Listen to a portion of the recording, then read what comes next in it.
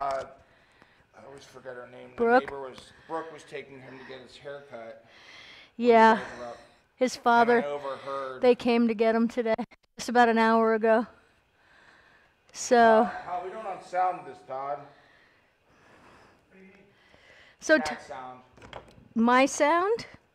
I just put batteries in it. I'm not getting a battery reading though. It's weird. That is weird. Batteries might not be in right. Well, they're in. They're in right. And they're brand new, so I think rolled it. Did you see Trump's speech?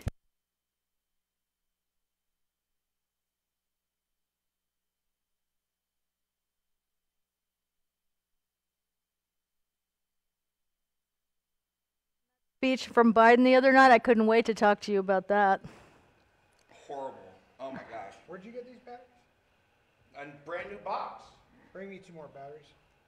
I don't trust this at all.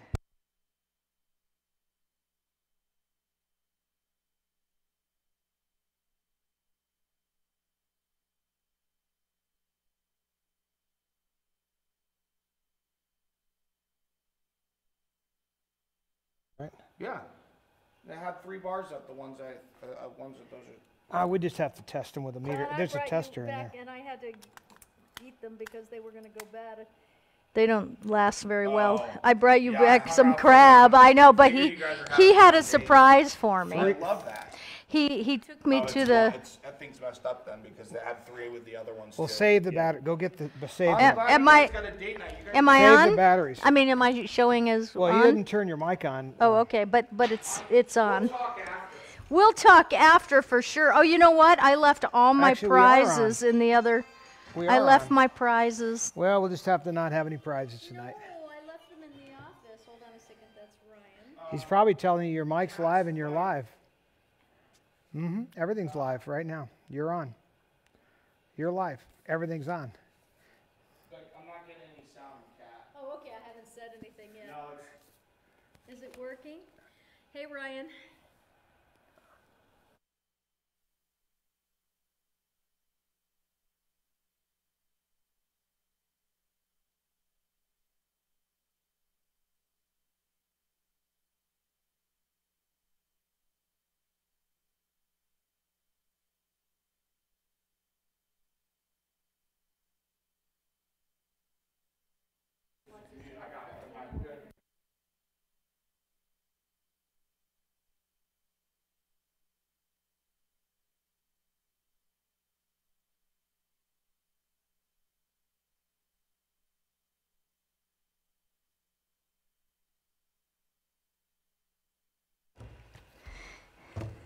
Okay.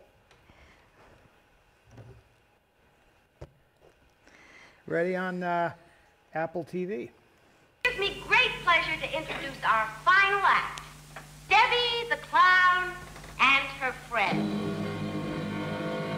Make 'em laugh, make 'em laugh. Make 'em laugh. Make 'em laugh.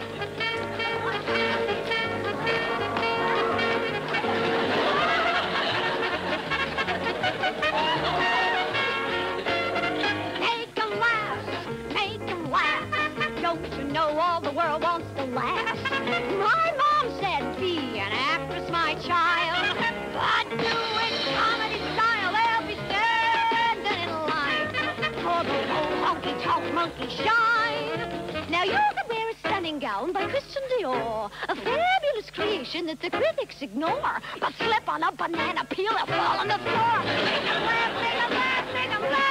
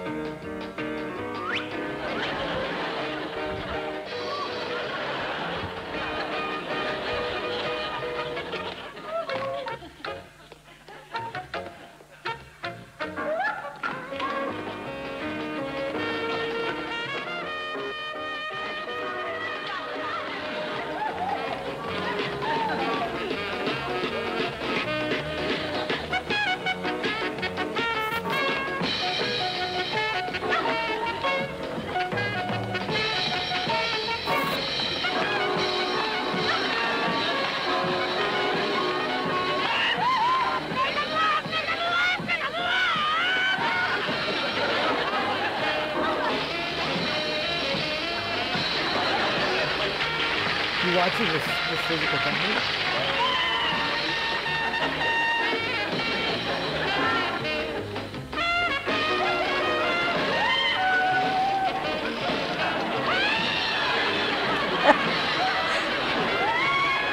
That was very Lucy-ish, wasn't it? Make 'em laugh. Make 'em laugh. Make 'em laugh. Make 'em laugh. Make 'em laugh. Make 'em laugh. Make 'em laugh.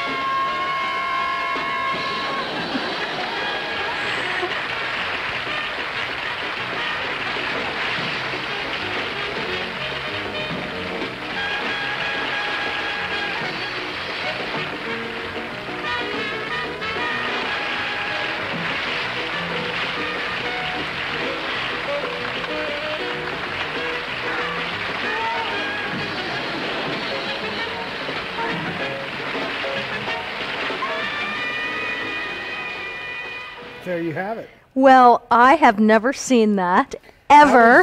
That was part of the Vegas. That was, even though that was done in her live show, Yes. meaning this was her TV special, you know, the Debbie Reynolds show TV special. But this was actually the comedy act from her Vegas show. It's actually a little longer, the one that was in the actual one. Those two guys are really good. Jerry Antes is one of those guys. I have those costumes. Of course you do. And the big fat feet. Oh, your know, mom the loved clown being a fingers. clown. Right. Well, Where did that come from, that she loved doing that so Well, much? you know, I think Lucille Ball. That was so Lucy, some of that. Really Lucy. So my mother, I think, really identified with Lucy's skill set. You know, Lucy was freaking hilarious. Yes. Or could do so many different things, and when there was pratfalls and all of that, and you know, my mother, of course, she was 10 years to my mother's senior, so my mother was influenced by her, no question. And then, of course, this number comes from Singing in the Rain, so that's the Donald O'Connor song, Make 'Em Laugh. So she was obviously connected to that, and I think she also identified with the lyrics. My mom said, be an actress, my child, but do it comedy style. They'll be standing in line for that one honky, two monkey shine. I mean, you know, it's great comedy lyrics. And if you notice that painting I have that my dad commissioned of my mother. Yes. It's hanging in our house right now. There's another big painting that was at DR Studios, like 7 feet tall, of her Yep. as a clown. She liked clowning around. She loved pratfalls. Where did that go? No, it always was there. I know, but where is it now?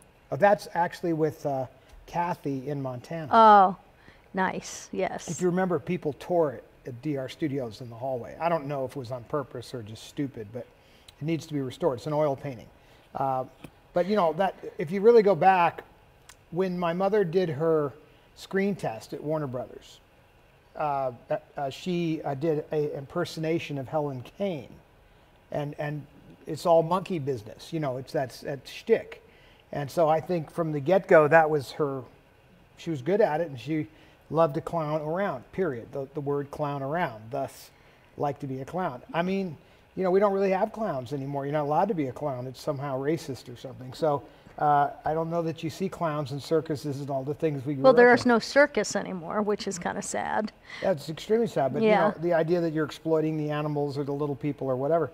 And yet, I knew a lot of those little people as you did, and they were upset. Oh, well, of course, because the truth is that they were wanting to be politically correct about. I want to dim your. Thank you. I feel like I'm glowing It's over very here. harsh. Yeah. You got to turn her key light down. It's like. Thank you so much. While you're doing that, let me Johnny, Say can I hi have to my everybody. camera because I'm No, going to look at it. It's properly blasted. See your welcome faces everybody here washed out. tonight. Thank you so much for coming.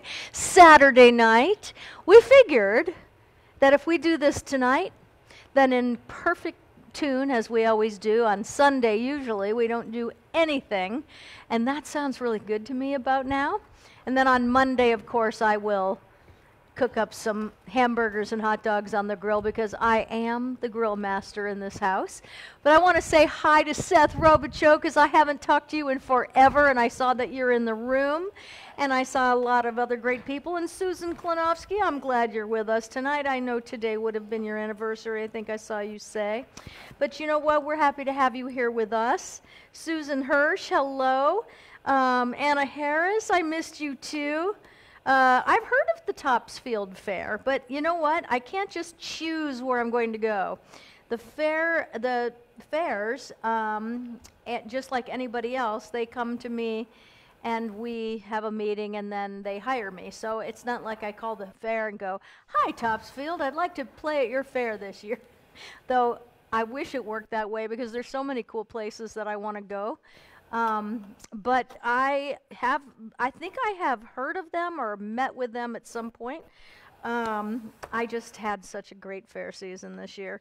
And Debbie Sanders Lewis says she was born on Lucy's birthday.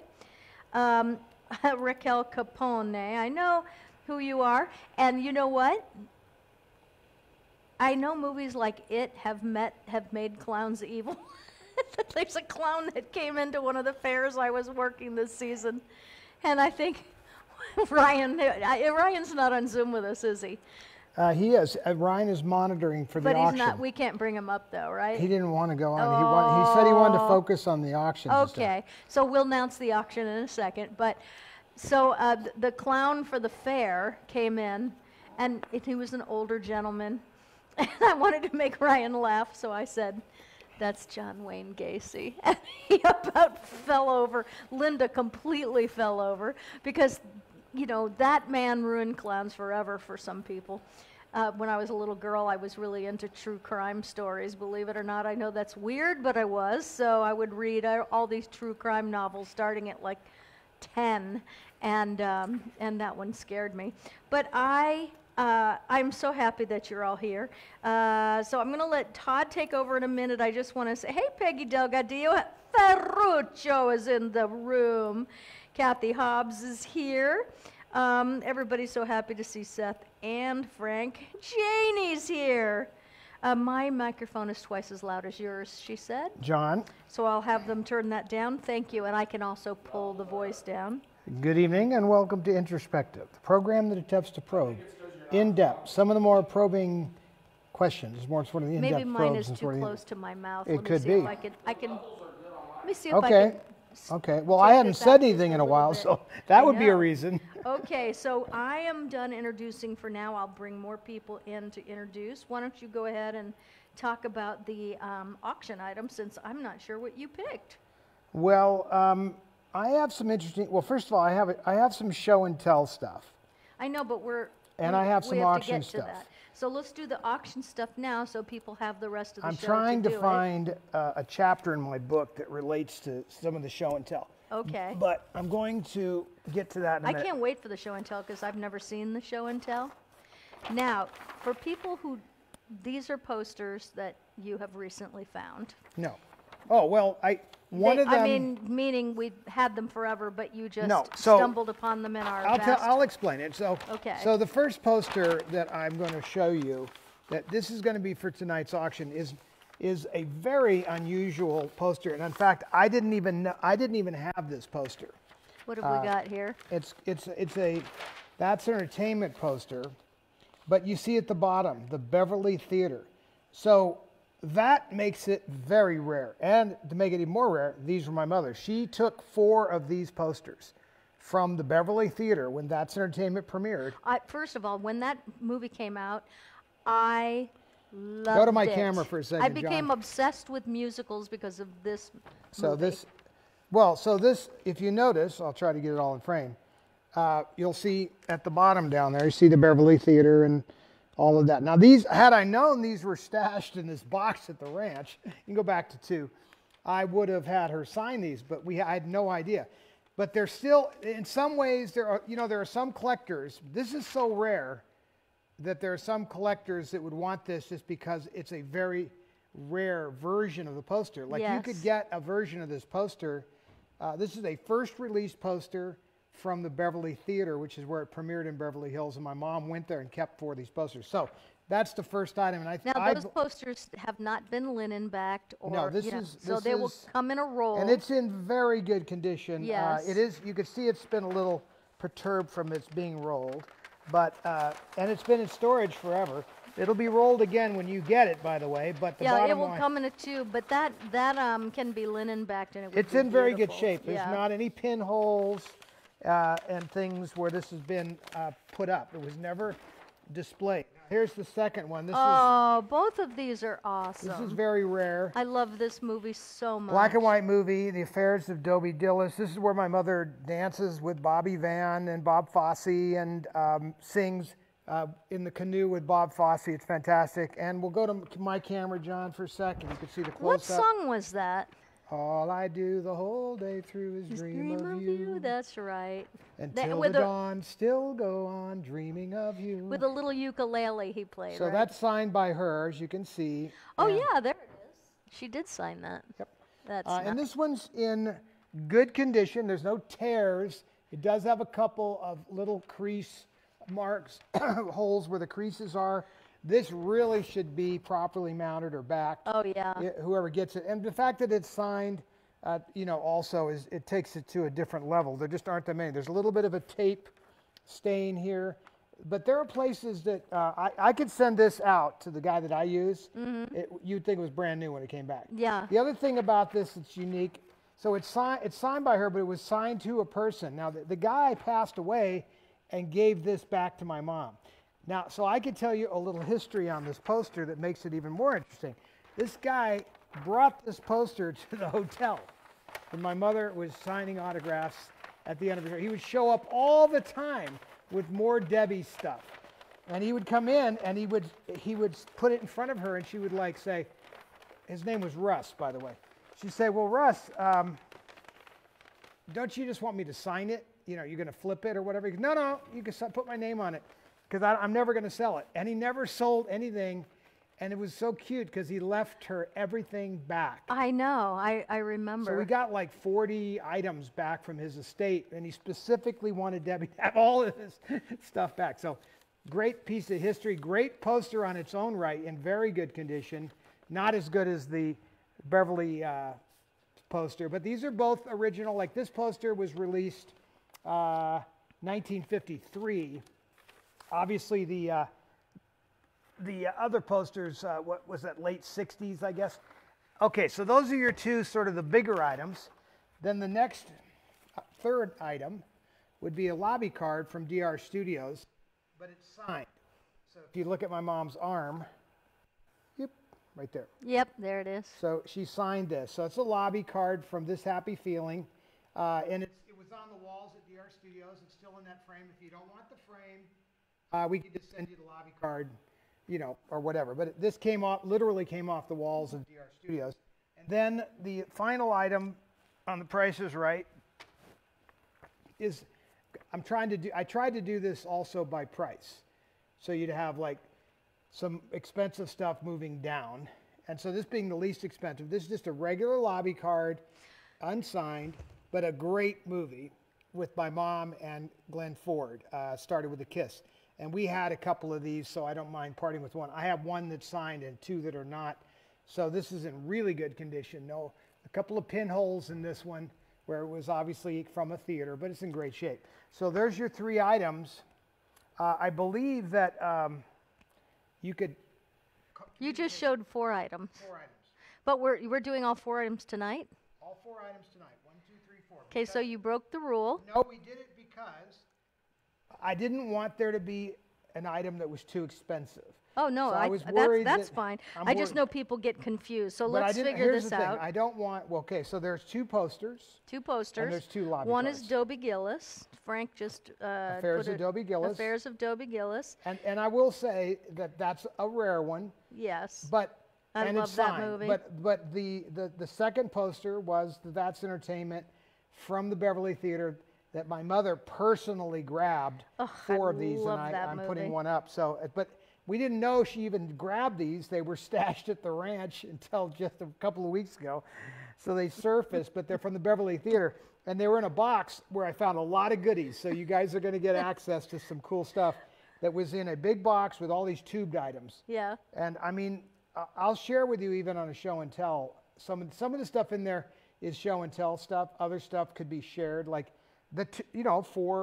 if I have 4 of those posters, I want to share it with you guys. Okay, so let's tell people how to do this so that, because the reason we don't do more than 2 things is because it gets confusing for them. But I worry sometimes I know, That and it gets and too I expensive. I try to put yes, something yes, up that, and I that think the you're right average about person that. can have. Yeah. I don't think my mother would be thrilled about everything being, super expensive. I think the point was, and that's why she kept a lot of this lesser stuff. I believe it was literally, so, and we used to sell this stuff at the gift shop at the hotel. There was all different price points.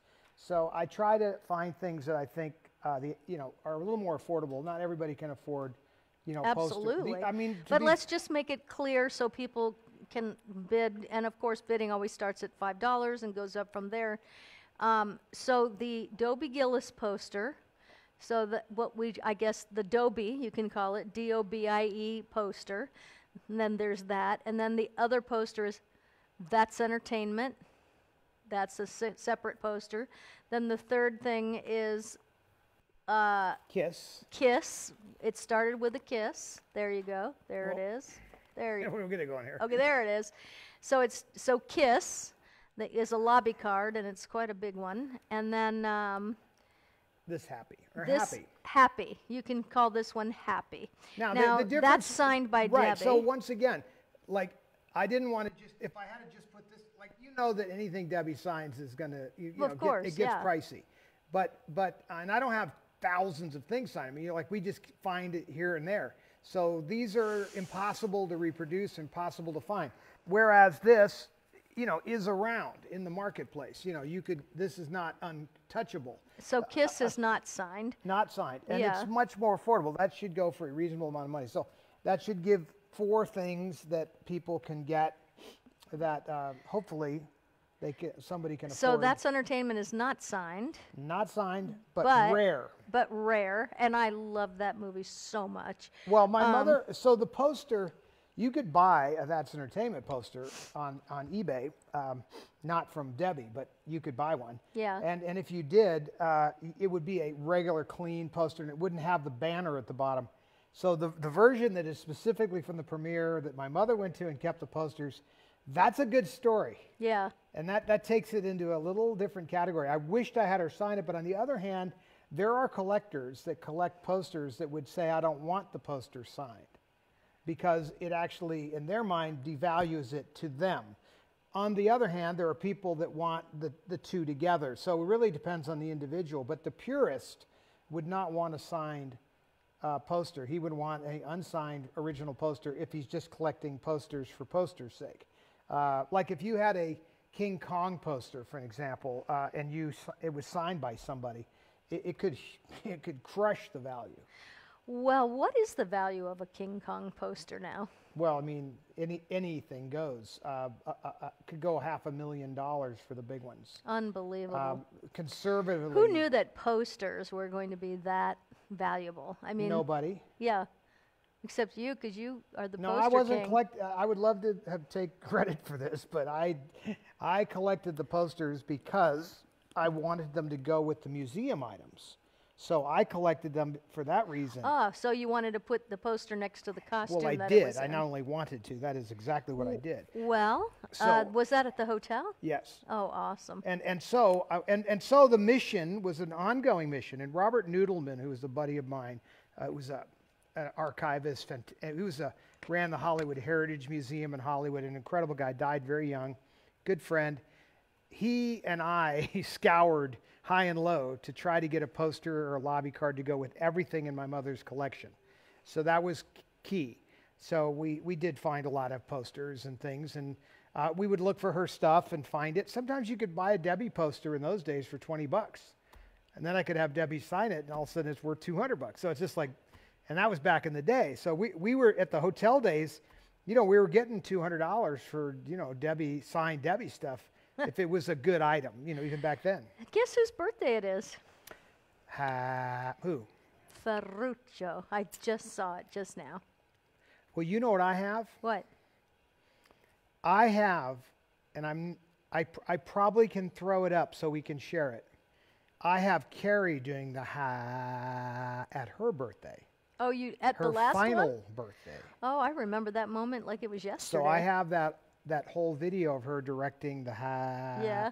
So for Ferruccio's, tonight we will run that for Ferruccio's birthday. So you guys need to stick around. If you want to, you know how we've been fooling around with this and Carrie's on her because that's how she loved to celebrate the happy birthday song.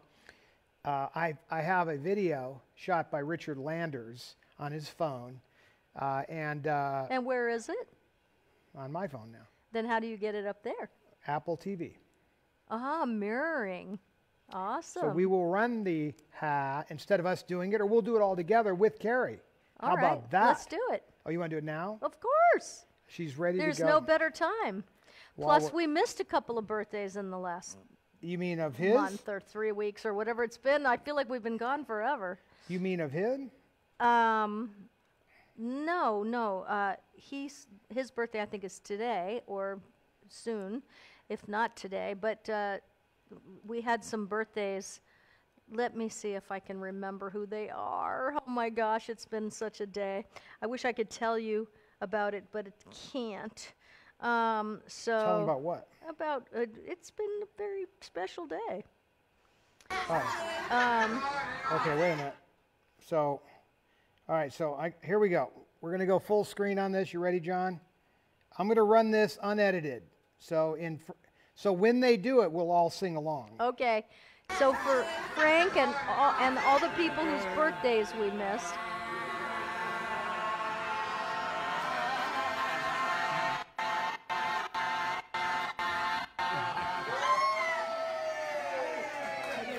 It's coming. We do it again.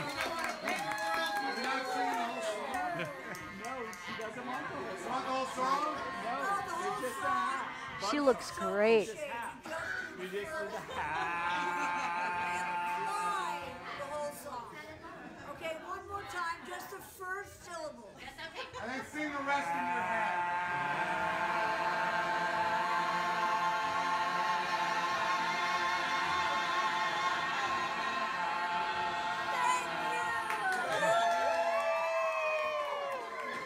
She looks so beautiful. There we go. There you have it. That is So fantastic. Frank, I shared that with you. There you have it. That's and other people whose birthdays we missed. Oh yeah, well I mean you could say that's for everybody if you want to. Yes. But you know what? That was only 1 month before she left us. Yes, 1 month yes. before. Look how fantastic she looked. Yes, she sure did. And it was funny because that night she was seeing everybody kind of in her room.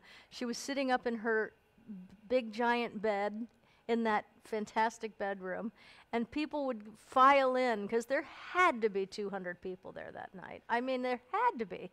And everybody would kind of like file into her room and kiss her ring. I mean, basically, that's what it reminded me Well, you had of. my mother holding court too. And your mom was holding court in the living room, and people, I remember seeing such famous people, I mean, like incredibly famous people, on their knees, because your mom was still recovering a little bit. So she sat down right as you walked through the front door. She was in that chair, and all these incredible people I think were they call it paying homage. paying homage is what it was. And every time I walked by, there was another superstar on their knees holding her hand and listening to her and talking to her. And I remember how great I felt watching that, because she had been through so much, that year, and how awesome everybody was to her and how much she enjoyed herself. Did you see everybody's face at the SAG Lifetime Achievement Awards too?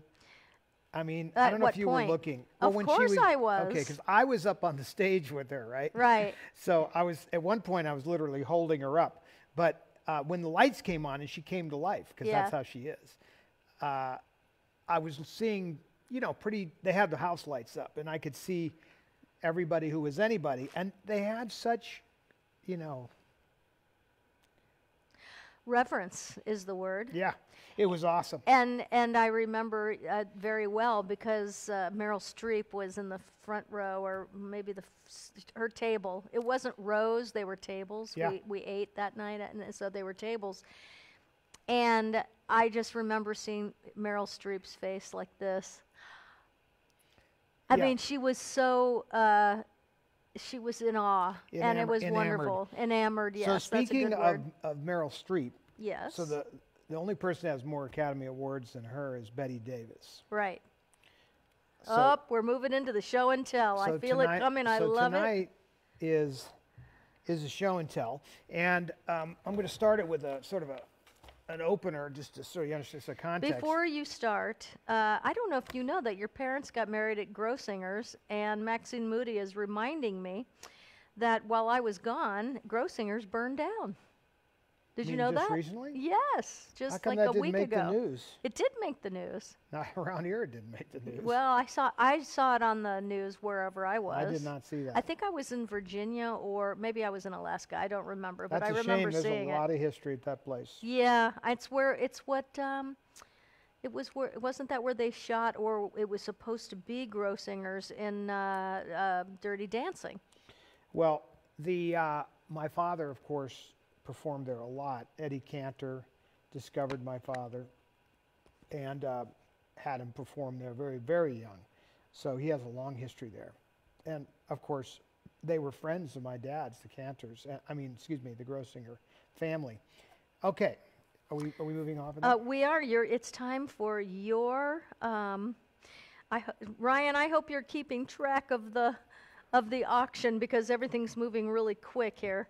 Well, I'll remind people along the way. Right. Well, people are bidding, but I just hope. I think that he's probably taking care of that. We're going to do show and tell right now, and show and tell. It's time. But as a reminder, we earlier have talked about 2 posters and 2 lobby cards that I put up, of which one of each is signed.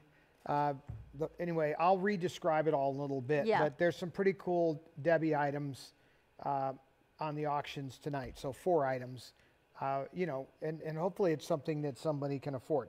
So sitting here, and I think we'll do Kat's camera. And this is a Betty Davis picture. And it is signed to my mother. And Betty writes on it, "Hello, Debbie. This would be a great Guess Who photograph. Always love Betty." And so it's a kind of a remarkable picture of Betty Davis. I have to say, like, when people say, is there anyone that you've never met, living or dead? And Betty Davis is always one of them. I only have a few. Doris Day, Betty Davis, Nikola Tesla. Well, Those are my 3. If I could have dinner with somebody, that's who I would like to have dinner with. Those 3. Well, one at a time, because I'd have a lot of questions. I was trying to find, because I thought maybe instead of just telling the story, I might read the Betty Davis story in my book. Do you think I should read it or just tell the story? Oh, I think you should just tell it. Okay. I think telling a story is always better, because you can have Well, emotional moments, or Well, feelings come to you when you recount a story instead of just Well, reading as you it. know, so in my early chapters of my book, I tell this story. So I don't want, you guys may have read this story, but Betty Davis first of all, Betty Davis made a movie when my mother was very young called The Catered Affair, which is one of my mother's, I think, best movies. It's fantastic. But black and white, Barry Fitzgerald's in it, and also Ernest Borgnine. So it is, I think, one of her best pieces of work. But in that movie, she gets to, act with Betty Davis, which is, amazing. And she was young. She was very young, but Betty Davis, for whatever reason, just loved my mom and really, took to her and worked with her, so to speak. An actor can steal the scene, can intimidate the other actors, and if anybody could intimidate you or dominate you, it would be Betty Davis. Right. And she could blow you right off the stage. But man, she really was kind to my mother, and they became lifelong friends. So later on in life, many years later, I'm born. Well, it's not that much later. I don't know, whatever. But anyway, I'm born, and she would come to the Greenway house to these parties, and with a lot of stars. And this house was a huge house, but there were only a couple of guest bathrooms. I think there were 2 guest bathrooms that were actually, part of the house. Otherwise, you'd have to come into the guest bedrooms or into the kitchen or other places in the house, and most people couldn't figure that out. So there was sometimes, just like the movie we watched the other night with Peter Sellers, The Party. Yes. The movie that I laughed so hard. If you've never seen The Party, starring Peter Sellers, I tried to get out of watching it. Did I not? Well, you immediately wrote it off. I instantly. was like, I don't know if I'm in the mood for that. And when there was nothing really else to watch, and so I said, let's go back and watch The Party. I laughed so hard. I love that movie. I'd never seen it before. Well, but it's one I of those tried great to sell films. it, but I got no sale. You got no sale. But the truth is, it's a very simple story about a guy that gets accidentally invited to a party and wreaks havoc on the party. But what's going on, that party actually represents very well the types of parties that were going on in the 60s, early 60s in Hollywood. And this was a Hollywood producer party, and actors and directors and everybody was there. It actually kind of reminded me a little bit of the Greenway House parties. And we had a very modern house as well. At any rate, in that movie, of course, a central point is the bathrooms. He's always trying to get to the bathroom, and he can't get to the bathroom because someone's in there doing blow or smoking pot, or there's ladies are lined up to go and makeup. And it's like you can't ever find a bathroom. That's a running joke in Hollywood forever. And even at the Greenway House, where we had a huge house, there was a shortage of bathrooms. So the only available bathrooms, if there were no available bathrooms, there were 3 for the house total that were accessible to the main part of the house without going to a bedroom. Then you had to go to Carrie or my room. And the first bedroom in the hallway was Carrie's room. So that one would get hit pretty regularly. So people would figure out how to get down this side hallway off the den into Carrie's room, into her bathroom. Then the next room down the hall to the right was my room, and then you had to get into my walk-in closet area and then into my bathroom. Now, was this on the second floor? First floor, right off the den. So your bedrooms were on the first floor? Yes. That surprises me. Well, it was like it's 2 acres of land. It was spread out. It was a sprawling kind of house. Anyway, during the party, at some point, I come back into my room and I have to go to the bathroom. So I come into my room and I go around the corner of my closet and I look to the right, and there is Betty Davis with the door open, because there was a door to where the toilet was, but the door was open and she's sitting on the toilet in my bathroom. And it startled me. I was only like maybe 8 or something. And then I kind of backed back around the corner so I couldn't see her. And immediately, to make me feel more comfortable, she says, "Oh, is this your room? Oh," like, what a dump. She, in that Betty Davis distinctive drawl, whatever you want to call it, she started chit-chatting with me. So she engaged me even though I was out of sight. I couldn't come around the corner because she left the door open. Right. And wasn't going to close it. Like, I'm waiting for her to close the door. I would have come back around because she just left it open, and she's having this dialogue asking me about school and this and that, and just we're making small talk, so to speak. And she's talking about my mom and how much she loves my mom, and I'm appreciative of all that, but I'm totally mortified. Oh, I can imagine. And then, did you have a good poker face at least? Like, no, nothing's wrong? Not at all. No? I was around the corner. She's talking to me, and the whole time I'm sure I'm going, like, what is this? And at a certain point, I hear the John flushes. And she comes out. She goes like this. She goes like this. She pats me on the head and walks on back out to the party. And I was left kind of going like this. How old were you? Like 8. Oh, my gosh. No, but you're left with this, so what happened kind of a thing. Anyway, all of that to set up the actual item that we're going to have tonight. Okay, well, first of all, whenever, how many of us have either walked in on somebody that's sitting on the throne or walked in on us, or we have walked in on somebody else? It is probably the most mortifying moment, and I always can't help myself to bust out laughing because I think people look like a frog sitting on a lily pad when they're sitting on the throne. Well, and every time I have ever accidentally walked in on somebody, I laugh because I can't get the image of a frog prince sitting on the lily pad, and it just, I don't know, it just gets me. Before you start showing, I'm going to show Seth something. Seth, I bought these shoes in Alaska, and I thought of you. Because I'm sorry, but Johnny's back, by the way, everybody. Johnny's here. it's good to have you here, but look at these shoes. Johnny, do you see these shoes? Look what I just Thank you. I just love them, and I know Seth would go mad for these. What have we got here? What did you hand me? I just found it. Oh my gosh. You know, it's like a treasure trove of history. It's amazing. Okay, so here's the envelope. Now, my mother's writing is on this envelope. So, John, we're going to need some close-ups on this. So, there is the envelope. We'll go to her cat's camera. And you could see that it's a certified and registered letter. And you could see it's got a Los Angeles date stamp on it. It's got 2 date stamps on it. 1983, June 21st. And it's got the Lameda address, so it's obviously a lot later. Personal, and then it says up here, my mom's writing, save. Well, all I can tell you is this is something. So it's a letter to your mother from Betty Davis? Yes. Okay. And I have other letters that are very glowing and fun. This is a reprimand. What? This is, remember, that's why I sort of set you up. Is it a reprimand or a chewing out?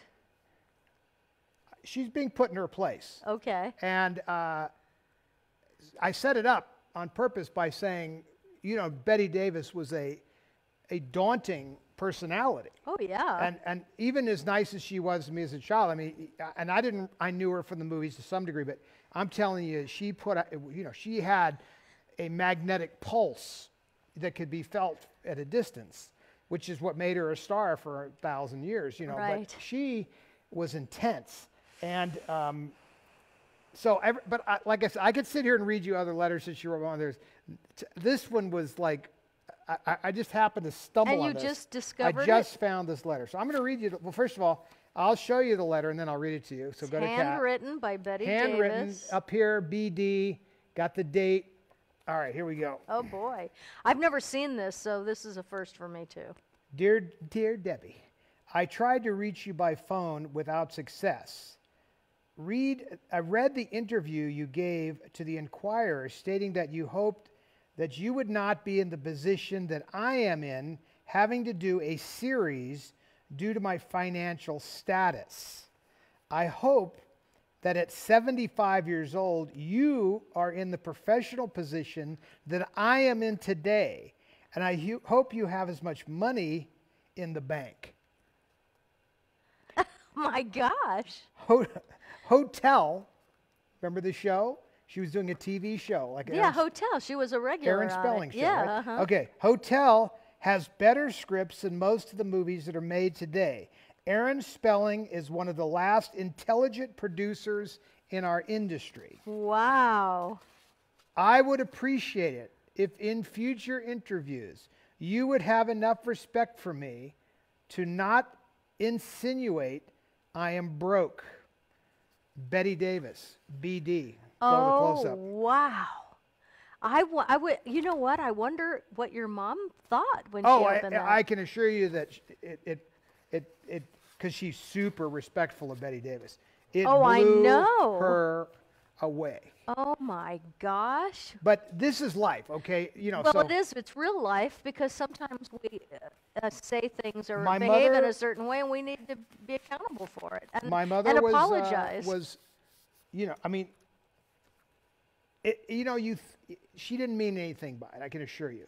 My mother, she was very respectful of Betty Davis, but We also know that a quote can be taken out of context, and also. well, it was in the Inquirer, so did she well- really say it at all? But whatever happened, it happened enough to get her attention and to send a certified letter with a return receipt. Ooh, she wanted to know if she saw it. That is something else, really. I mean, that's an incredible piece of history, that letter. Yeah, so what I like about it is Your mom never mentioned this to you? never. In fact, I found it in this envelope. Was it opened? This is the envelope it was in. What's that say? Hold on, let me get my I'll seeing read it. eye dogs I on. thought you were ready. Yeah. Family letters, etc. Carrie Todd, RH, Christmas cards, etc. So that's her writing. Now, there's some other winners in here that are on The Price is Right. And now, what would you pay? So, That is something else. Right, so But you know what? I admire it very much because when you feel that somebody has dissed you or something about you or your life, and your immediate, at least my immediate reaction is that I just don't want to talk to them anymore for a while. That's just how I feel. Like I just need a timeout because I have to recover, some emotions for being let down so horribly or whatever it is that you feel.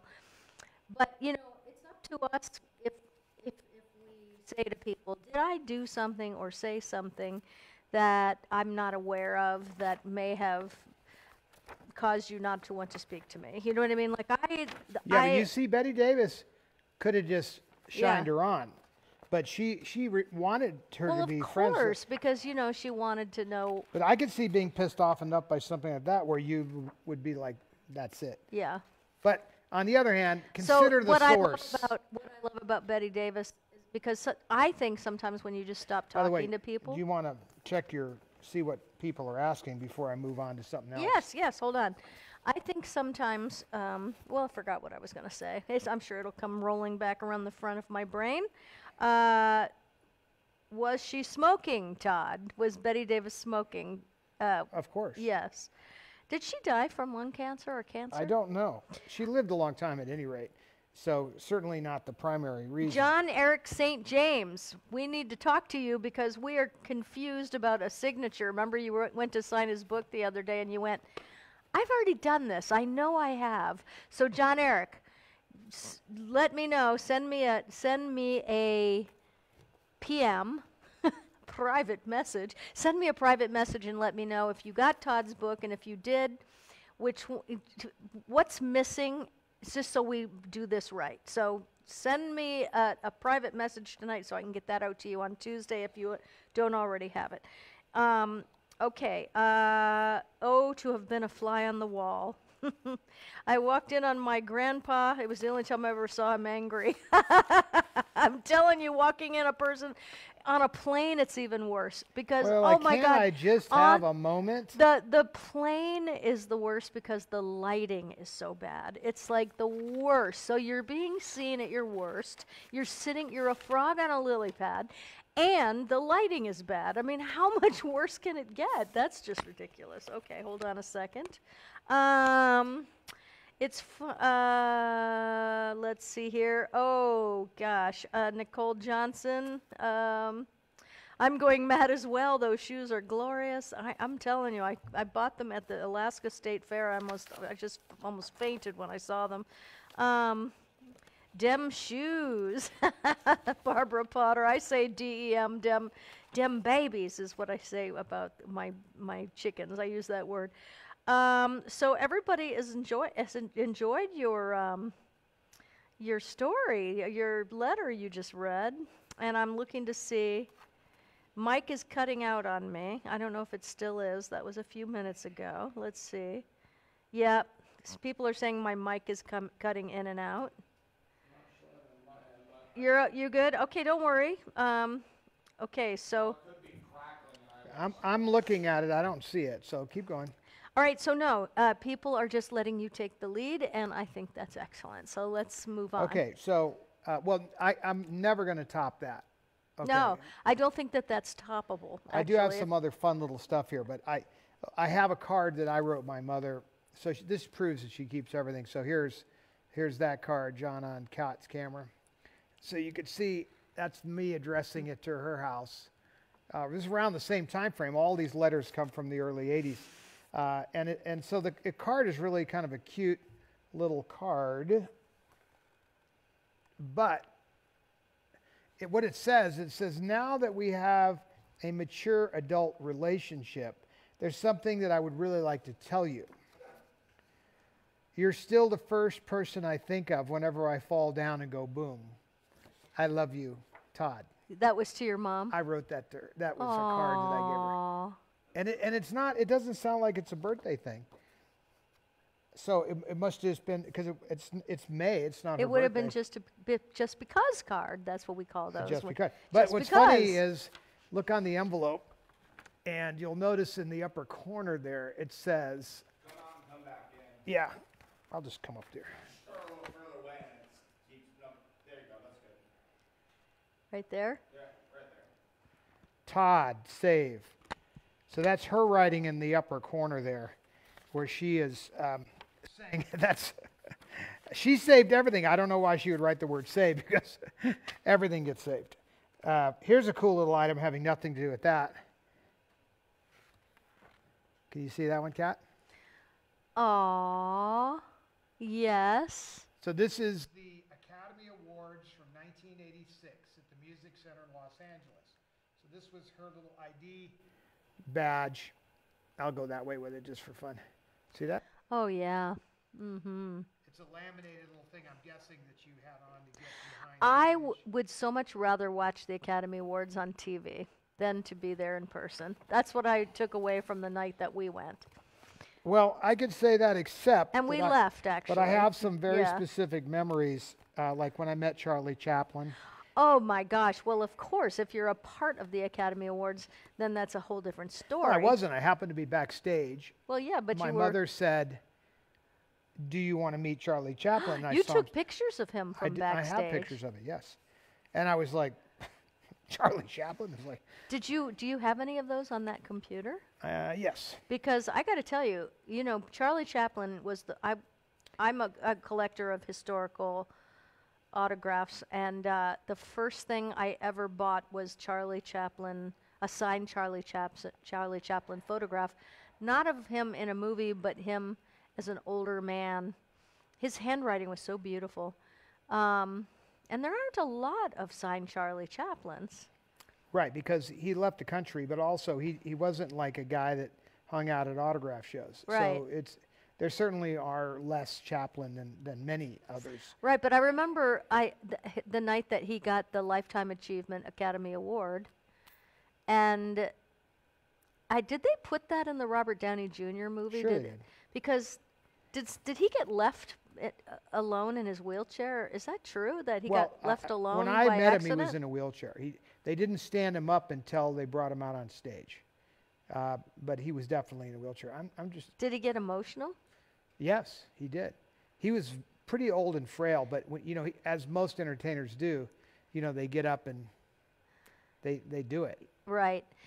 And In fact, the night your mom got her Lifetime Achievement Award at the SAG Awards, I'll never forget. On the ride there in the car, I remember thinking, I don't know how she's going to do this. I just don't know how she's Right. going to do this. What's going to happen? Plus, we were late. very late. Very late. And so we walk in, and dinner is over, and we get taken to our table. And I just remember they came and took Debbie and Carrie backstage. And I just remember thinking, how on earth is she going to get through this? But we got there just in the nick of time. I mean, that was nerve-wracking because you'd be late, almost missed the whole moment, and I'm glad we didn't because it was so special. But she just came to life for those few minutes, just came to life. Now, this picture that you're looking for? It's going to take time. Okay, that's fine. It's hard to do. Well, then you get on with your show and tell, but we will show those another night because I remember when I saw them, I was thinking, oh my gosh, you took those pictures of that glorious night because I was watching the Academy Awards that night. Well, in those days, I don't think it would happen today. They let me literally stand in the wings and photograph it. And I always remember because Jack Lemmon was a friend, and he was right next to Chaplin. My mother and Jack Lemmon were very protective of him as they brought him out there, and people, crowded around him. And again, that respect. Yes. It was like everybody was, especially Jack Lemmon, who was one hell of a freaking comedian. Always just admired Charlie Chaplin so much. Anybody that is a comedian, could not possibly not respect Chaplin. He was really the father of many forms of our comedy today. How long was he gone, do you suppose, out of the country before that night that he got that Lifetime Achievement Award? Oh, it was the 70s. He was 10 years or something. It was a long time. I don't know the exact time. It was a long time. Again, no respect. You know why, right? I don't remember, no. I It had to do with him making fun of Adolf Hitler and the Great Dictator. Oh, no, I never knew So that. as usual, the Americans are the last ones to get into any good fight. We're sitting around waiting, watching the world being taken over by, a real Nazi, Yeah. When we throw that word around today really loose. Right. But what was happening in World War II with Adolf Hitler was quite something, stunning. In fact, my great-grandmother used to tell me stories that she believed that Adolf Hitler was the Antichrist. I mean, this guy, it was you talk about a force, yet they believed that they were doing the work of great goodness. And indeed, for their country, internally, they were doing great things at the expense of everybody else, in particular the Jews. Chaplin makes this wonderful film called The Great Dictator, and he just full-on parody on Adolf Hitler. And it was partly responsible from him leaving the country. LA Test Style says The Great Dictator was one of Chaplin's best, in my humble opinion. Oh, I totally agree. But it was panned. It was not liked by a lot of the. There was an element in this country at that time. I don't really know how to identify them by some cliche name, but literally half of the country didn't want. It was. I guess you'd call us isolationists. They didn't want anything to do with the war in Europe. And I could totally get that because of what had happened in World War I. It was pretty recent and in bad taste in our mouth. But it's like you can't sometime put off the inevitable. And Chaplin was all over it, showing the absurdity of this guy and what he was doing. And it was brilliant. It's crazy brilliant. Well, someone else this said, and I'm trying to, get back to it right now, but I'm on the phone, so they disappear. But I'm sorry that I didn't see the name, but she said that J. Edgar Hoover was responsible for him getting kicked out of the country. Well, so interestingly enough, as we all know, the McCarthy era, there was a time, so pre-McCarthy era, it was paranoia in the McCarthy era about communism.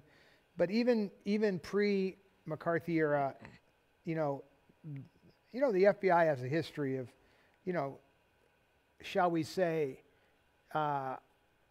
maybe with the good intentions of protecting everybody, perhaps, but they start meddling in something that is truly a fragile thing. The forefathers said it best. Benjamin Franklin, in particular, talked about the freedom of speech and things, and what a slippery slope it is to restrict that on any level.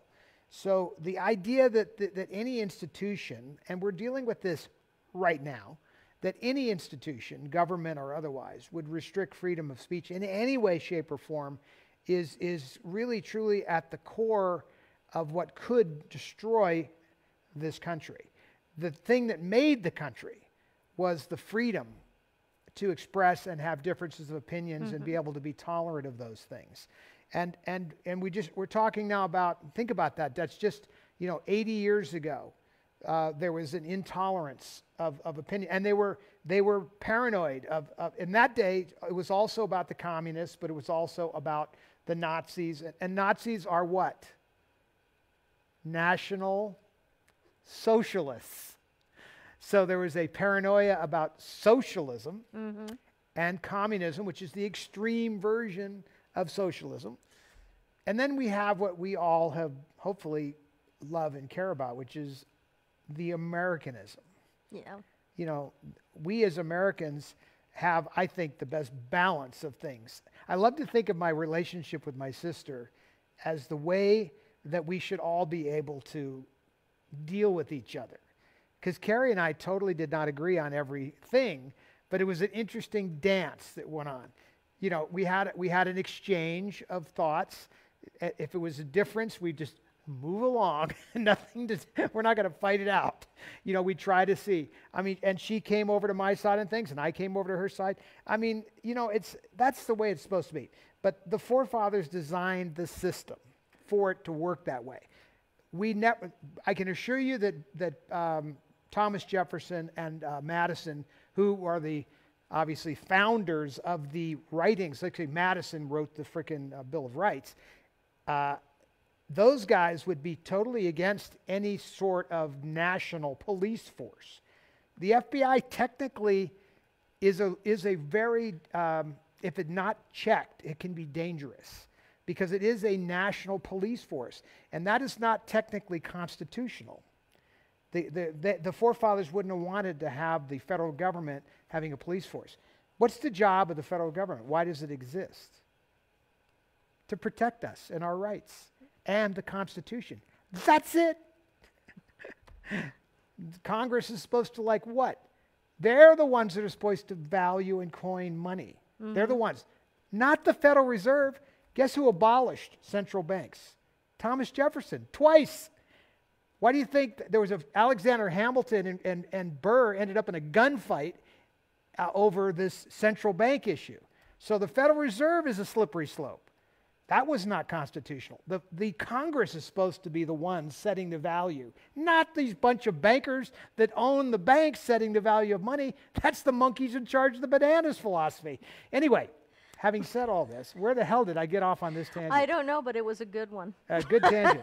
It was a good rant. I like it. Sorry about that. No. I have a tendency.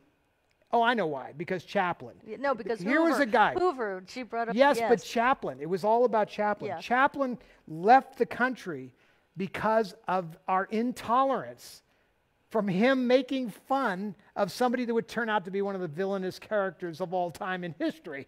I mean, nobody is more of a villain than Adolf Hitler. Let's face it. Name somebody, Genghis Khan. I mean, who is a bigger villain? No, not even that. What, Mao? I don't know. I can't even think of anybody that's considered more of a villain. Anyway, Chaplin, I think, one of the all-time great comedians. And what is comedy? It makes us look at ourselves. It makes us look at the conditions around us in life and everything. And hopefully we laugh about it, and we can get through things by laughing about it. Instead of fighting about it, for crying out loud. And now we're not even making room for comedians to be able to laugh about it because that's not cool. So that's all bad news. We've got to stop all that. Yeah, Debbie Lewis said, Todd, love to hear about the history of the United States. You know what, Debbie? Let me just tell you something. I honestly don't know anybody that knows the history of the United States as well as my husband. And so I am endlessly fascinated by the conversations we have. And so I did enjoy that very much. And I think a lot of people, don't know. And so those of us who, still love to learn everything there is to know about the Constitution and about the history of the United States. Do they still teach that in school, by the way? Even when I was in school, they really didn't teach the Constitution. Right. It's unfortunately, because it's only the greatest document ever written, maybe second to the Bible, in my view. Yeah. It is and a coming living. From you, that says a lot. It's actually. a living, breathing document that is the basis for our freedoms and what this country is all about. Yeah. The problem is there are obviously going to be things, and by the way, there's room for amendments in it. It was intended to be able to be amended. But again, if you put stupid people in charge or incompetent people in charge and you allow those changes, that's a bad thing. Because it was made to protect us from them. Yes. Okay, I have a question. Do you have more show and tell? Because I left all the prizes in my office and I have to sprint over there. Well, I'll tell you what I can do for you. Okay, because I'm just, my I'll give you microphone guys and I a choice. are leaving. We'll we be could right read some back. excerpts from... What is that? Motion Picture Magazine? Right. This particular one, though, I have never read. I just thought it would be interesting to see how Debbie stands up to Liz.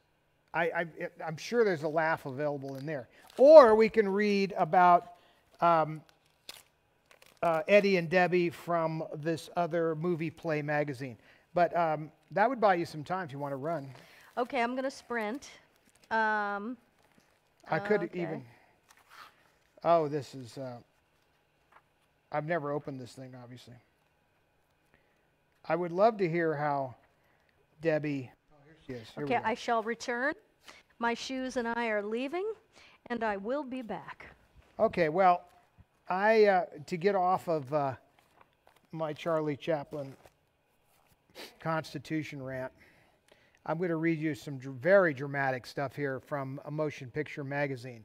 It says it was 9:45 in the morning when Debbie Reynolds left the Regency Hotel. At 10 o'clock sharp, Liz Taylor swept from the elevator of the same hotel and entered a limousine, and then tension began to mount. Both were bound for Europe on the same boat. We sailed with Debbie and Liz on the Queen Elizabeth, one of the greatest ships in the world, and a proper setting for a teeth-rattling performance which was to ensue. For 5 fantastic days and nights, we watched the incredible drama unfold as Debbie finally gets sweet revenge. Just like as if my mother would ever do that.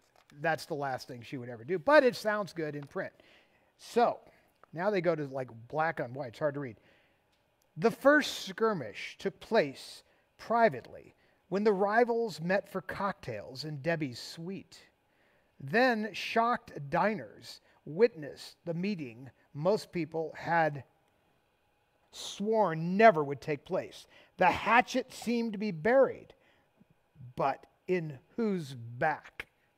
Da-da. So now it says, and now I guess this is the next morning. Richard Burton is funning.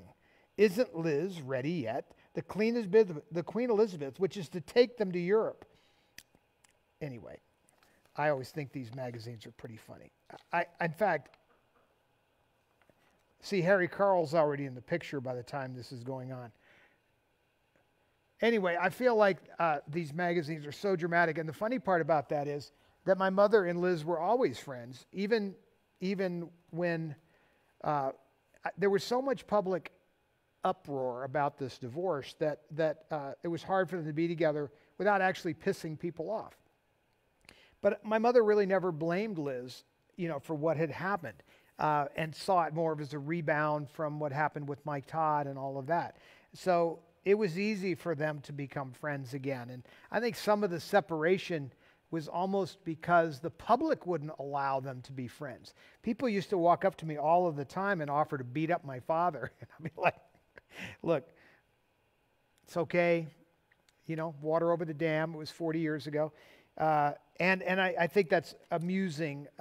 They're sincere, and people were so emotionally moved by what had happened in public like that they really felt they had a stake in it.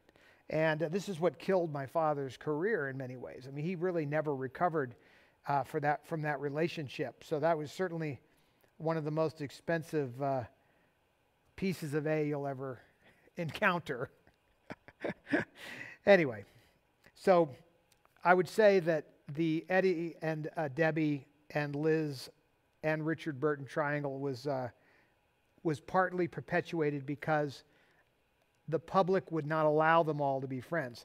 Later, my sister in These Old Broads wrote a scene where Carrie writes a scene for my mother and Liz where they forgive each other, for the whole thing. It's brilliantly done.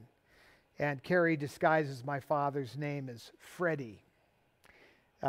Not such a major disguise, but she gets all off into that. So I have another story for you that has nothing to do with this.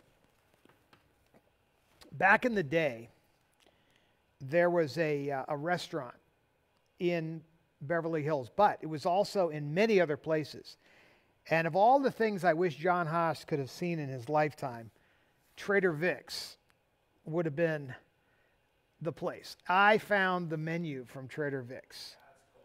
And in here, it tells all the cities that Trader Vic's was in. Check out this list. Abu Dhabi, Jordan, Atlanta, Bangkok, Lebanon, Washington, Berlin, Beverly Hills, Dallas, Dubai, Emeryville, California, Hamburg, Las Vegas, London, Spain, Munich, Palo Alto, California, San Francisco, Scottsdale, Arizona, Shanghai, Taipei, Tokyo. By the way, That's half the freaking places. This thing was everywhere. And by the way, I would go out of my way to hit these wherever I could go to these. If I happened to see a Trader Vic's, man, I was in. The other one that was my favorite one was the one that was at the plaza. Just off to the right side of the plaza, you would go downstairs to Trader Vic's. It was under the Plaza Hotel in New York City. In fact, that's where I sat with Richard Nixon's daughter, happened to be in that restaurant, with the Secret Service everywhere back when Nixon was still in office. Anyway, you could see, I'll go to Kat's camera. You can see the menu. It's pretty trippy.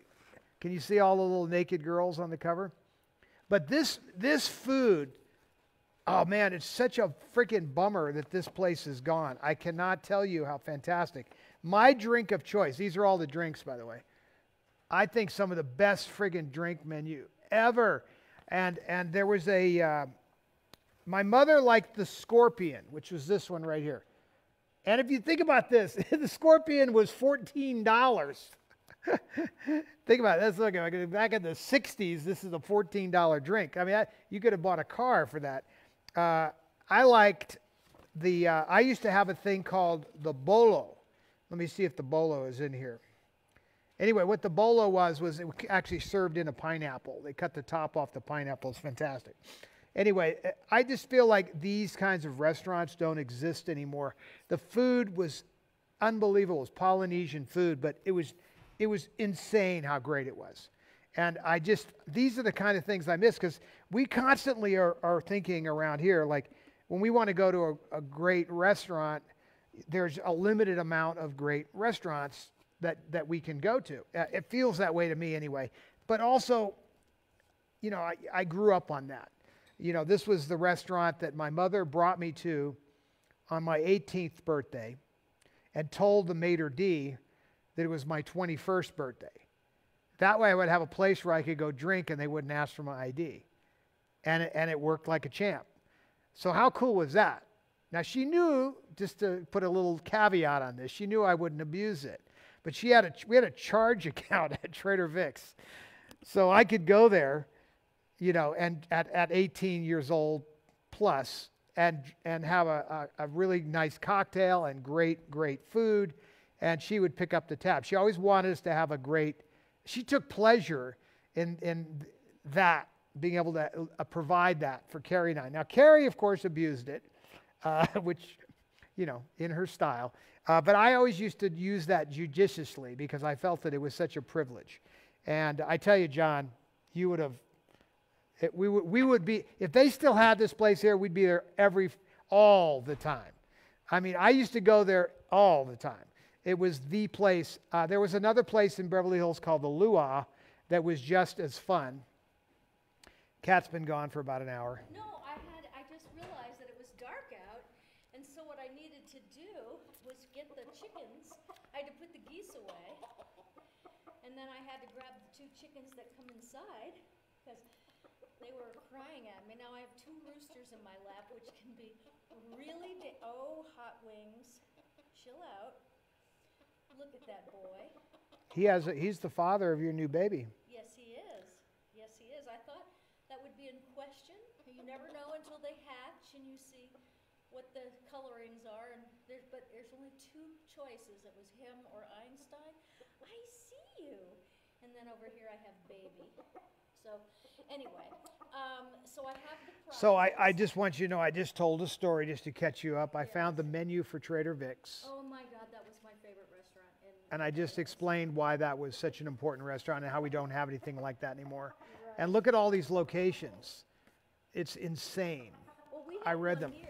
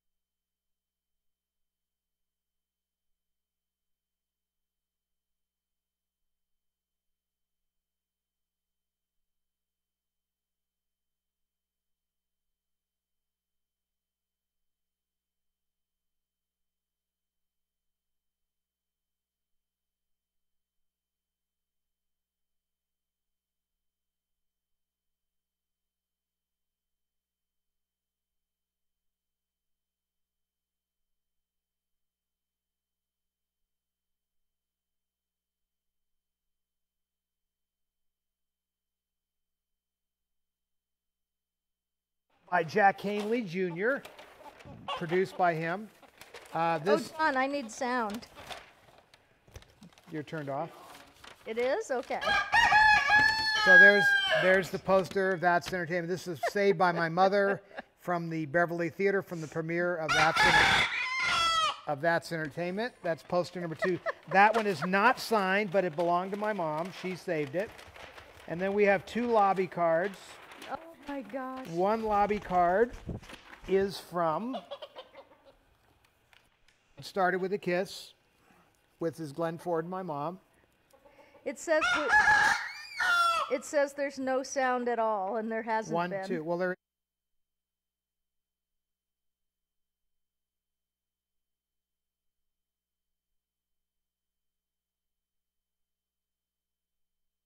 So they missed all of that. I'm on. Oh, you didn't hear me at all? No. Oh, I'm sure they did. You didn't turn me off till just a second ago, right? No. 1, 2. I'm there. Let me see you talk. I am here, but I don't know if I'm registering Yeah, sound. I hear you. You're talking. Okay. All right, so the lobby cards are. It says Lip Readers Theater. Okay, they can hear. Close up. You are back. Okay, the lobby card, there's 2. One is signed. This one is signed. This is from the walls of DR Studios. Signed by my mom. The other one is not signed. Come here, you. It started with a kiss. Glenn Ford and my mom. That's her lobby card as well. Not signed. So what I'd said earlier was, I showed you the poster. So Affairs of Dobie Gillis signed. I told a story earlier about how we came about that poster.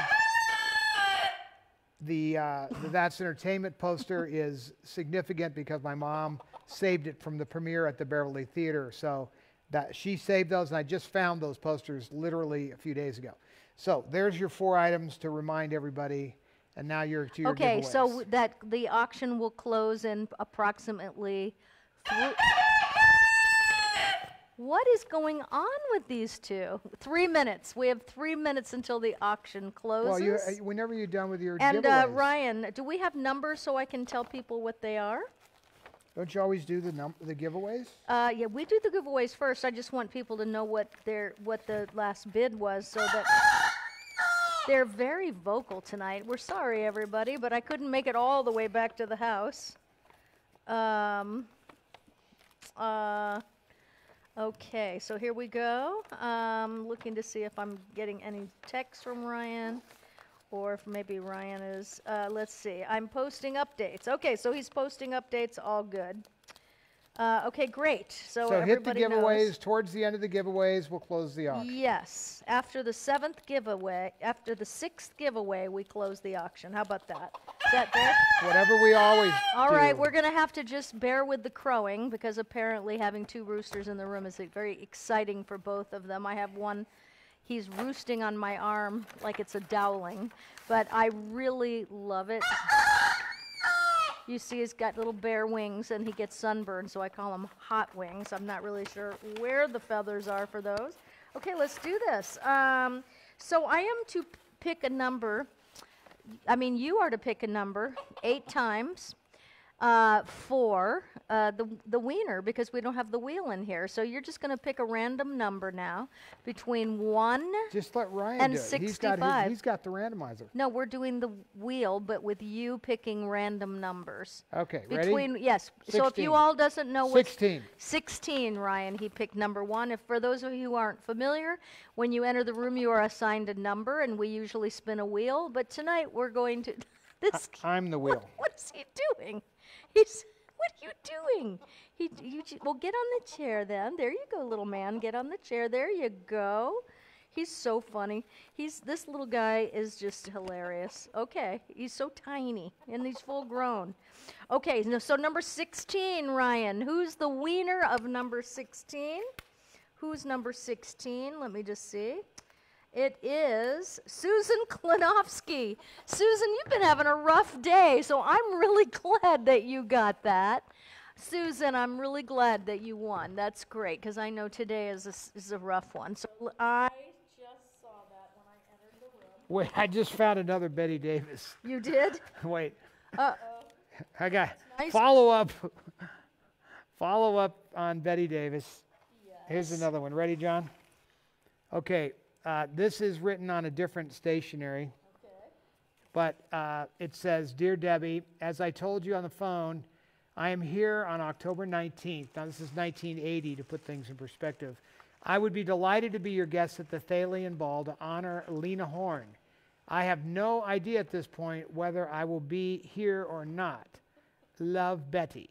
So there's a more normal correspondence between Betty and my mom. I tell you, they actually corresponded quite a bit. That's why when I found the one where she's being reprimanded, I thought it was pretty unique. Yes. So this is the reprimand letter. I'll put them together.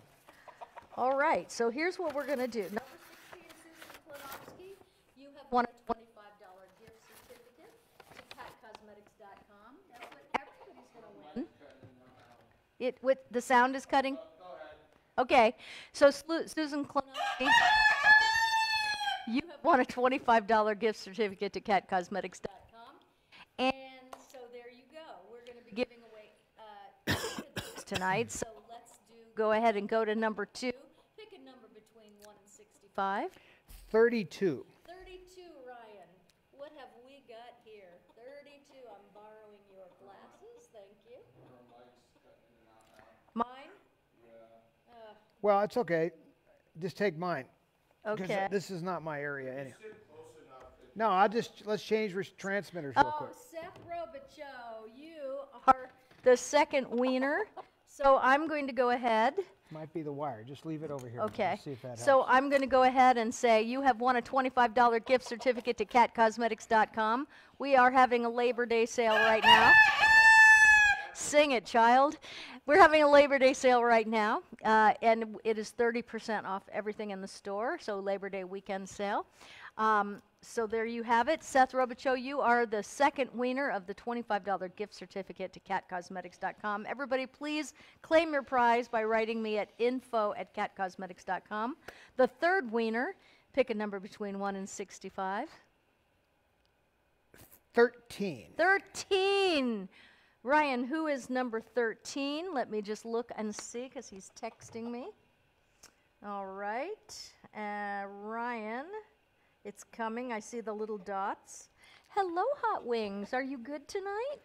Tell me all about it. Tell me. Kathy Hobbs. Kathy Hobbs, you are a wiener. You have won a $25 gift certificate to catcosmetics.com. Write me at info@catcosmetics. And make sure you claim your prize. Congratulations. These are all donated by catcosmetics.com. We have now the fourth wiener. So go ahead and pick a number, honey, between 1 and 65. 3 it is. 3, Ryan. Who have we got? And you might just win a rooster. I know that would probably thrill most people, right? They make excellent live alarm clocks. Not these two, but Nugget wakes us up every morning because he sleeps in our room. So let's see. Debbie Augustine. Debbie Augustine's here tonight, and she won a $25 gift certificate to catcosmetics.com. Debbie, congratulations. Oh, he just has to say something about everything. All right, let's go on to number 5. You have picked the number 7. Who's number 7, Ryan? Number 7. I'm waiting for him to get back to me. Oh, yes. Oh, yes. I just wore these shoes into the chicken coops. I can't believe that I had to do that. Taylor Turner. There's a new name and a new winner, so this is really great. Taylor, we call you wieners in this room. Taylor Turner, you are a wiener. You have won a $25 gift certificate to catcosmetics.com, catcosmetics.com. Taylor, to claim your prize, please write me at info@catcosmetics.com, and I will send, and I'll have your email address then, and I'll send you the link that you use to use that. And happy shopping. There we go. Number 6. Pick a number between 1 and 65. Warning, because after this we're closing the auction. After this, the auction is closing. Then Okay. Ryan will let me know who the winners are. So what's the higher Where number? are you going? Where's the highest number? 65, between 1 and 65. I've got you, buddy. All right, 62. 62. Good one. Here, let me see what comes through down the pike from Ryan. Okay. It is, I see the 3 dots. And Maxine Moody from Fort Lauderdale, Florida. Maxine Moody, you are the winner of a $25 gift certificate. And write me, and then, of course, I will send you that link. Tomorrow morning, I will send the links out if I don't get to it tonight. Probably tomorrow morning. And the sale will be going on through Labor Day Monday, so that will be good. All right, pick another number between 1 and 65 close for the numbers. auctions. Oh, the auction is officially closed. Does he have some statistics on that? He will, but I think we should finish. All right, so the last item? No, it's number 7. 7 is So pick 19. 19. Did we already pick that? Did you already pick that number? I don't think so. Okay. So here we go. Did you say 19? I sure did. Did you say 19, sir? I sure did. Okay. 19 it is. Let's see who it is. Winners posted. Oh, listen to these two communicating with each other. Anna Harris. Anna Harris, you are a wiener. You have won $25 gift certificate to catcosmetics.com. Anna, write me at info@catcosmetics.com and claim your prize, and I will get that out to you. And, oh, we have so many great things right now. Anna, Anna, Anna, you're going to love it. Okay, we are now on number 8, the last prize, and then we will announce the auction winners. And so you pick a number. 1. 1. You sneaky little thing. 1 it is. Ryan who owns the title of number 1. Let's take a look. And I am looking. Oh, this little man, he's falling asleep right here on my chair. He's just giving me the evil eye right now. Rachel Capone, number 8. Rachel Capone. Is this Al Capone's niece? This is a, what do you call it, a pseudonym? Or I think I know who it is, but I'm not sure, so I don't want to say. Okay. She's in Facebook jail, so, I Okay. don't want to give away anything. But you've So won a she 20. should say she's Al Capone's daughter. No one will mess with her. That's right, exactly. Thank I'm you. Al You have Capone's won a niece. $25 gift certificate to catcosmetics.com, and we will send that to you. Make sure you write me at info@catcosmetics.com and let me know if I'm right about who you are. And, oh, little man, look at him. So can you have Ryan tell us who the Yes, winners I'm are? going to. I just want to give a little love and a little shout out to Hot Wings Fisher. This is this is Daddy. Oh, he's bitey. No biteys. No biteys. No biteys. He doesn't mean to bite. He just gets very nervous, So I'm going to put him down right there. It's all right. Hold on, buddy. Okay, so now we are good. Ryan Clements has sent me the auction winners. Signed Happy Feeling poster, $200, Barb Kevern. Unsigned Started with a Kiss lobby card, $70 to, to Ferruccio. Unsigned That's Entertainment poster, $75 to Michael H. Not sure who that is, but that's a really good deal. I'm glad people are getting really good deals here. This is making me happy. And then the signed Dobie Gillis poster. Wow, Frank, you got it for $200, and that's excellent. That's a signed Affairs of Dobie Gillis. That's excellent. If I were you, I would get that linen backed and put it in a frame, because that is a really great poster. Look at, see his little bare wing there? I see that. His feathers won't grow back, and he's getting sunburned every day. Congratulations to the auction wieners. Congratulations. I can run the make 'em laugh thing again on the way Well, out. let's say goodnight and then run that so everyone can say No, I was goodnight just to each letting other. you know Okay. that I can run that on the way out. Yes, because a lot of people weren't here when it ran. And so on behalf of Hot Wings Fisher, Baby Fisher, Todd Fisher, Catherine Fisher, otherwise known as Cat Fisher, I just want to say thank you for spending your Saturday night with us. Or Cat Johnny, Bird. There she is with Johnny, her go birds. ahead and come sit with us for the closing. Come sit in next to me, because you don't even know how much I love this guy. You just don't even know. There are no words for this. All right, so now he's up You here. could have. Oh, we have a chair even for a Can you change. can you give John? I've got him. Can you give him a camera? There well, you go. No, you got to stand. Okay, come over here to my camera. There you go. There you go. And then Todd will bring my. There it is. Look at my handsome boy. Hi, everybody. What's going on?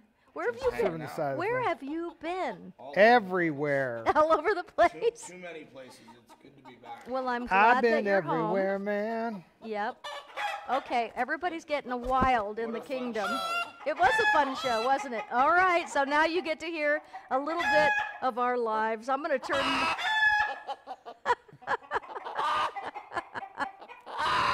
Good night, everybody. Good night, everybody. We're going to play a little video so that you can all say good night to each other. I'm going to turn my mic off so you don't have to hear the crowing. No, Okay, mute us, John. That's great. He sounds like a pterodactyl. It gives me great pleasure to introduce our final act, Debbie the Clown and her friends. Make 'em laugh, make 'em laugh. Make 'em laugh. Make 'em laugh.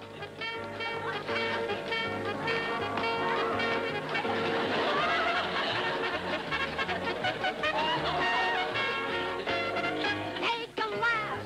Make 'em laugh. Don't you know all the world wants to laugh? My mom said, be an actress, my child. But do it comedy style. They'll be standing in line for the whole honky-tonk monkey shine. Now you can wear a stunning gown by Christian Dior, a fabulous creation that the critics ignore. But slip on a banana peel and fall on the floor. Make 'em laugh, make 'em laugh, make 'em laugh.